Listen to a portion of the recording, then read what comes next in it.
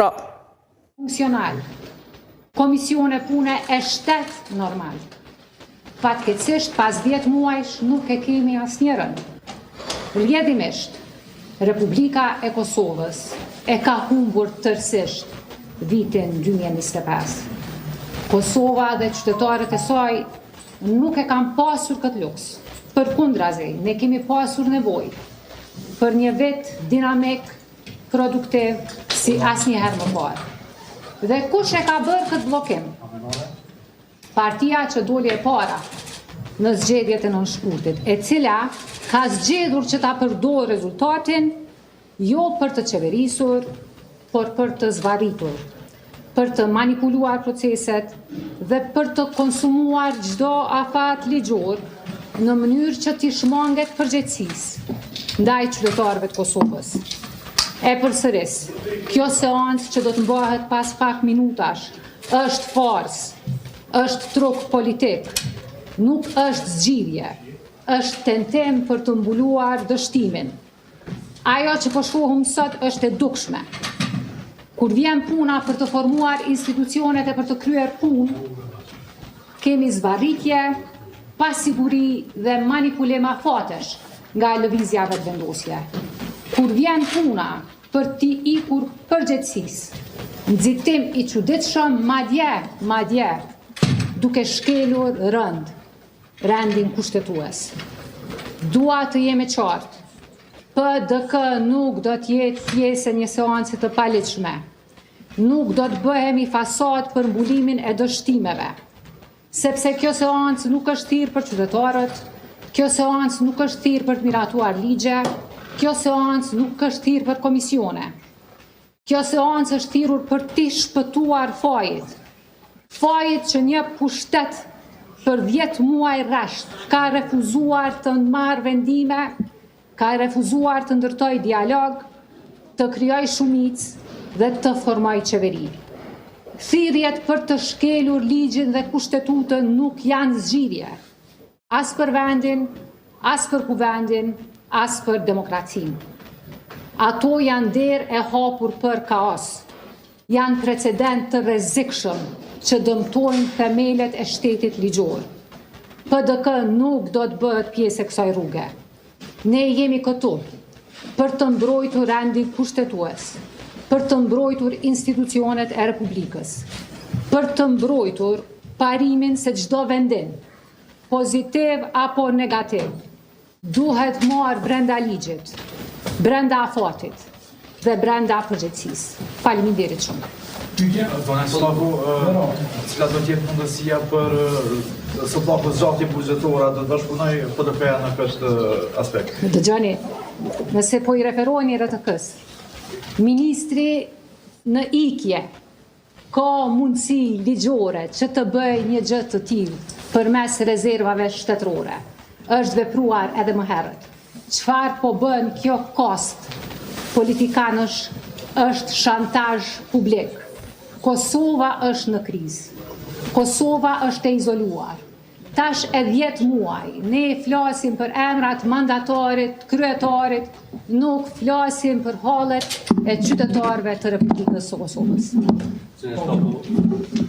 A ka shqyrtuar Partia Demokratike e Kosovës mundësinë të paktën marrëveshjet ndërkombëtare të kaluara, me qenë se nuk ka implikime siç është çështja e Për çfarë marrëveshjesh ndërkombëtare po flisni? Kuptoni që Kosova është e izoluar. Kosova është nën sanksione, Kosova është e përjashtuar. Ka pasur, dëgjoj, po flasim për planin e rritjes, disa njerëz që kanë izolu Kosovën e kanë përjashtu Kosovën, ka pas mundësi që të adresohen këto çështje. Çka kanë bërë që 10 muaj? Çka kanë bërë që 10 muaj? Kjo është tallje me qytetarët, tallje me institucionet dhe ne nuk do ta lejojmë. Zonja Shtakova do të vazhdoj PDK ta mbaj votën kundër një qeverie të udhëhequr prej lëvizjes dhe vendosje në seancën e orës 14, edhe tjetra kur preferon PDK-ja që me i mbajë zgjedhjet, pasi po besoj që ta do vazhdojnë konsultimet me presidenten, edhe sipas afateve ligjore presidenti mundet mu vonu minimalisht edhe deri në 10 ditë të tjera për me i shpallë zgjedhjet, edhe sa i përket çështjes së planit të rritjes në dhjetor s'ka don edhe afati ku na mundemi me i humb paret e planit të rritjes, po besoj që kjo është në interes të gjithëve, pa marrë parasysh lëvizjes vendosje që e ka vonu gjithë procesin deri tash. Ne nuk do të lejojmë që të shantazhohemi publikisht dhe nuk pranojmë mësime moralizuese nga askush. Ne i kemi bërë thirrje lëvizjes vetëvendosje që pas përfundimit të zgjedhjeve, që të punoj, që të krijoj institucionet, që të ndërtoj dialog politik, kanë refuzuar, kanë kërkuar në nështrim. Ju po ju referojni një marrëveshje po Kosova çdo ditë për shkak të krizës, humb miliona euro. Dhe jo vetëm para. Ne kemi filluar të humbim seriozisht edhe kredibilitetin tonë si demokraci e re. Jo vetëm për shkak të mungesës së institucioneve, por edhe për shkak të deklarimeve publike ekstremisht të pamatura të krerëve të institucioneve të Republikës së Kosovës. Sa i përket votës për qeveri, PDK e ka bërë të qartë, nuk kemi votë për Kurtin 3, as për zotin Konjufca. Zgjedhjet e reja duhet të mbahen sa më parë. E ftojnë presidentën Osmani që të mos zvarës afatet, qytetarët ka nevojë për institucione, qytetarët ka nevojë për stabilitet, përgjegjësi edhe parashikueshmëri. Zonja Qitako, cilat janë arsyet që e konsideroni të paligjshme dhe në kundërshtim me rendin kushtetues këtë seancë, edhe a mundesh me na tregua jeni ftu paraprakisht prej grupit, prej lëvizjes vetëvendosje për diskutime për mbajtjen e kësaj seance? Kushtetuta e Republikës së Kosovës është e qartë. Është shumë e qartë. Rregulloria e punës së kuvendit është edhe më e qartë. Nuk mund të konstituohen komisionet pa u ditur kush është qeveria, kush është shumica, kush është pakica.